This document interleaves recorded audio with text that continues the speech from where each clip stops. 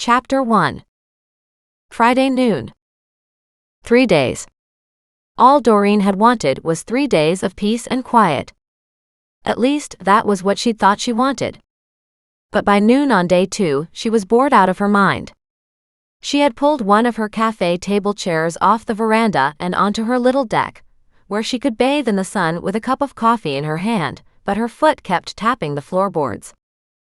Finally, she jumped up. "This is ridiculous," she announced to Muggs, who was sprawled out on the deck in the sunshine beside her. "We have to get some work done. Either that or I'll go stir crazy." She bounded off the deck steps, wondering where her full-blown energy had come from. Yesterday, she'd been dragging her sorry butt around the kitchen, trying hard to put all the random thoughts in her head into the right places. But now she was full of energy and ready to go. She grabbed the shovel and headed to the backyard to start on the next section of garden bed. She kept looking back at the markers still in her lawn to show where the expanded deck was supposed to go. She hadn't done anything further because, of course, it would not be just her working on this project. It also required Mac. Was a project this size doable on a weekend or several weekends? Today was Friday, and normally she would be gardening at Millicent's, but Millicent had again asked Doreen to come tomorrow, on a Saturday instead. After weeks of working on Mac's mother's yard, Millicent's garden was looking pretty good. So, unless Mac and his mom had anything extra they needed Doreen to do, it would probably take about an hour tops of weekly weeding to keep that garden in perfect shape now. And she didn't really want to drop her gardening income, but she also didn't feel good about taking money for 2 hours' work if she was only putting in 1. With her first kick on the shovel into her backyard, she could feel that same satisfaction rolling through her. She loved working on her own land. She loved working on this place. She looked back at Muggs to see he hadn't moved from the sunny spot on the deck. "You're just being lazy." Muggs opened his eyes, but he didn't budge. She spied Goliath sprawled on the grass behind her, his tail twitching. "Well, at least you're here beside me," she said. She bent down, lifted a clump of weeds, gave it a good shake, tossed it off to one side, creating a new pile, and kept working as she headed down the right side of her property.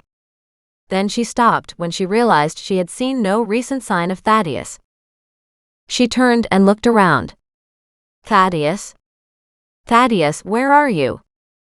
Doreen heard a flutter of wings and Thaddeus muttered, "Thaddeus is here. Thaddeus is here." She spun around again and found him waddling toward her from the creek. "You know you're not supposed to go to the creek on your own," she scolded. "Not with it rising like it has been."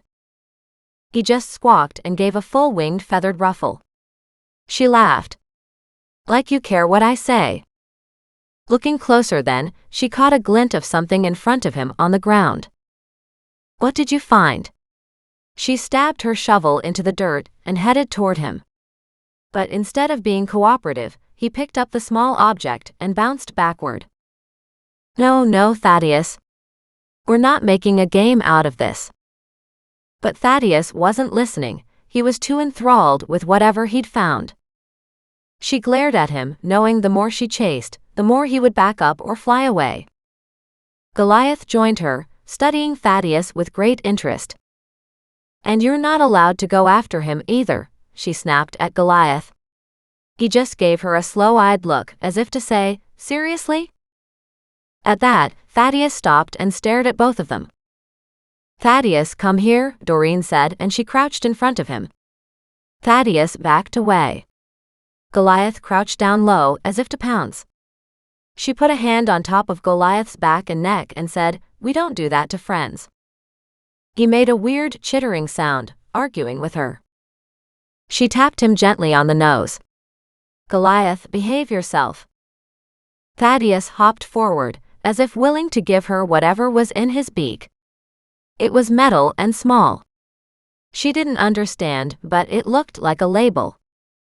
"That's cool, Thaddeus," she said as she held out a hand. He looked at her, cocked his head to the side, and then dropped it. She snatched it up before he could change his mind. She looked at it, noting the little markings. It was like a nameplate or label for something. I don't have a clue what it means, but thank you. She popped it into her pocket, got back up, and returned to her digging.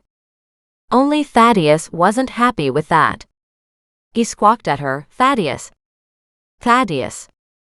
What's the matter, Thaddeus? He hopped away a few steps. She frowned, dug the shovel deep into the ground once more to prop it up there, and took another few steps toward him. He ran back toward the creek. Oh, that's not good, she said. Please tell me that you didn't find any more bodies. He just gave her that gimlet eye and kept on going. She walked around to the path where the creek flowed, loving the trickling sounds. She asked, so what were you looking at? She noted how quiet Goliath and Muggs were as they joined her. That was never good. Thaddeus hopped farther, like he wanted her to follow. With her heart sinking, she walked toward the little bridge, where he hopped across the wooden slats. Thaddeus, be careful. We never fixed that side. He called back, Thaddeus is fine. Thaddeus is fine. She laughed, and with Goliath and finally Muggs's attention, she carefully made her way across the bridge. We'll have to get Mac to give us a hand with this, she said. I know it's city property, but surely they wouldn't mind if we fixed the broken boards. Since she was the one who had gone through the wood recently, she would at least like to stop herself from falling through a second time. On the other side of the creek, Thaddeus headed toward the lake. Thaddeus, that's not good, she said. I don't want to take a walk right now. But he continued on farther in the direction of the lake, and then he finally stopped. You worry me, Thaddeus, when you wander off this far all by yourself. Something could have happened to you out here. Thaddeus is here. Thaddeus is here. But Thaddeus should only be here if I am with him. Meaning you. She came up behind him and saw a second glint, spied another little nameplate. She frowned, bent down, picked it up, and studied it. Muggs and Goliath neared to take a look too. She then pulled the former one from her pocket and said, Weird. They are the same. One was slightly bigger though. Thaddeus hopped onto her foot. She reached down, placed her palm out so he could hop on, then rose and let him glide up to her shoulder. I'm so glad you weren't hurt on your scavenging hunt all alone. Once he had settled there, he crooned gently and rubbed his beak against her cheek. Thank you for these shiny gifts, she murmured, chuckling as she gently stroked his feathers. She studied the nameplates curiously. What are these, and what the devil are we to do with them? Of course she knew. Likely they had something to do with a new case, whether she was ready or not. Only she spoke too soon. As she headed back, Thaddeus securely on her shoulder, she turned at the bridge to make sure Muggs and Goliath were following along. Muggs ran past her and jostled her gently. It had been a slight contact, but it was enough. Her foot hooked the edge of the weakened and weathered board, and down she went. Her leg slid inside the woodwork, even as she went over the edge into the rising creek. Ack, she cried out, arms flailing, as she fell halfway into the water, hanging over the side of her little bridge, her ankle and calf screaming in pain. Squawk, Thaddeus cried out, as he tumbled off her shoulder to land on the wood beside her, only to add insult to injury by calling out, Body in the river. Body in the river. Carefully righting herself, she gingerly unhooked her injured and bleeding ankle, and sat on the edge of the bridge to catch her breath and to assess the damage. She splashed some creek water on her wound, and the bleeding was already contained. This will be swollen in the morning, she thought.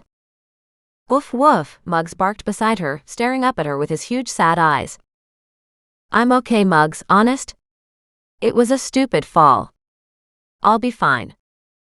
Oof, he said, then shook his head, his great big floppy ears flying out on both sides. She sighed and smiled at him. It was just a light tumble. It's not your fault. Goliath snorted, or was that a sneeze, beside her. She reassured all three of them. I'm fine. I'll get up and show you. In a moment of bravado, she hopped to her feet and cried out in agony. Shuddering at what a moment of weight on her sore ankle had brought her in pain, she stood flamingo style on her good leg. Biting her lip, she attempted to take a small step with her injured leg, only to wince and to stop to breathe deeply for a long moment. The house was right there, but had never seemed so far away. Yet her options were limited. Muggs woofed at her again. She smiled down at him. I'm fine. I'll get there. But if you could find a big stick, that would make my life much easier. He raced away at the word stick, and she watched as Muggs grabbed a small one, more for his size than for her, from the back garden. She groaned. That's not quite what I meant. Her phone rang. Grateful it hadn't ended up in the river with the rest of her, she tried to dry her hand quickly on her pants, and then pulled it free of her pocket. It was Mac. As soon as she answered, he snapped, "Where are you?" Immediately her back bristled at his tone. "Why are you so suspicious?" she demanded. "You didn't answer immediately." Thaddeus flew up to her shoulder and leaned over her phone, shrieking, "Body in the river! Body in the river!" Silence. "Please tell me that bird is joking," he roared. "He is, well, sort of." "Darn." She still couldn't tell a lie. Not convincingly. "Sort of?" he asked in an ominous tone. "What's going on, Doreen? What are you up to?" She gasped in outrage. "Nothing is going on," and accidentally put her weight on her bad foot. And immediately cried out in pain. "Doreen, what the?" "I'm fine. I'm fine," she said, trying to breathe normally. "You just caught me at a bad time." "What do you mean, a bad time?" "I might have just fallen through that little bridge across the creek." "Might have." He took a long, slow breath. "What does might have mean?" "Okay, so I did," she said crossly, brushing her wet hair off her face. Standing on one leg was starting to hurt too. And she still had a long way to go to get home. "I don't suppose you have any crutches, do you?" "Crutches?" His tone turned immediately businesslike and asked, "Where exactly are you?" "On the bridge," she said in surprise. "Didn't I just say that?" She shook her head. "You're getting as bad as Nan now." He said something that made her straighten and glare into her phone. "That's not required." He snorted. "With you, sweetheart, it sometimes is. Stay where you are." "I'm almost there." "No." But he'd hung up on her, again.